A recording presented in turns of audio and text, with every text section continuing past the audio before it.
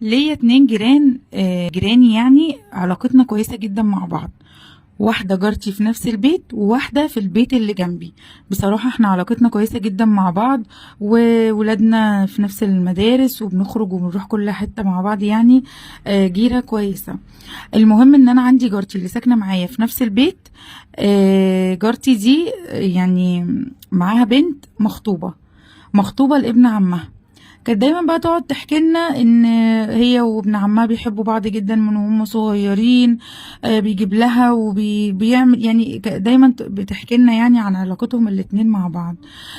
حتى كمان ساعات كانت بنتها تبقى مش معاها، فانا اقول لها هي فين، فتقول لي لا دي اصل النهارده طول اليوم هتقضيه هناك عند بيت خطيبها.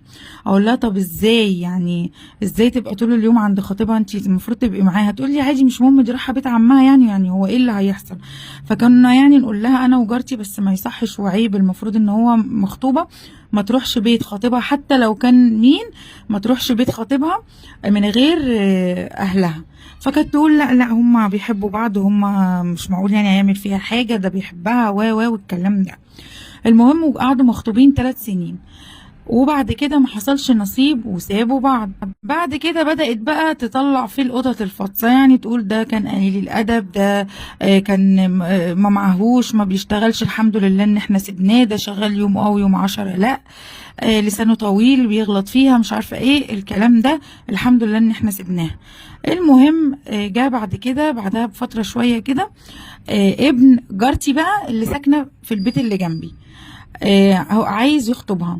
فجارتي رفضت، اللي هي يعني امه رفضت، قالت له لا. هي رفضت ليه؟ عشان هي كانت مخطوبه قبل كده 3 سنين، وبعدين امها بعد كده قعدت تقول ده قليل الادب. هي ما قالتش هو عمل ايه، بس قعدت تقول ده قليل الادب وبيضربها وكان بيمد ايده عليها وكده. فهي قالت لا، طب هو ليه ياخد واحده احنا ما نعرفش ايه اللي حصل او ان هم سابوا بعض ليه. هي كمان ما قالتش سبب ان هم سابوا بعض.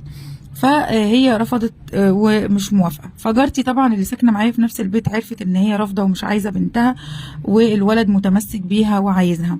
فحصلت ما بينهم مشكله، وانتي مش عايزه اعرفك تاني، انا بنتي كويسه ومحترمه، احنا اللي مش عايزين ابنك بس طبعا جارتي دي متغاظه جدا جدا ان هي رفضت بنتها ومش عايزاها.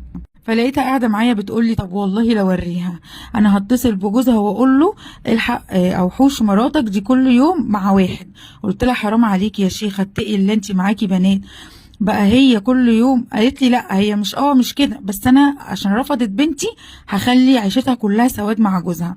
طبعا انا زعقت لها وقطعت علاقتي بيها وقلت لها مش عايزه اعرفك تاني، انت ست وحشه، يعني انت ممكن تبقي قاعده معايا كده وتروحي تقولي عليا كلام حاجات ما حصلتش.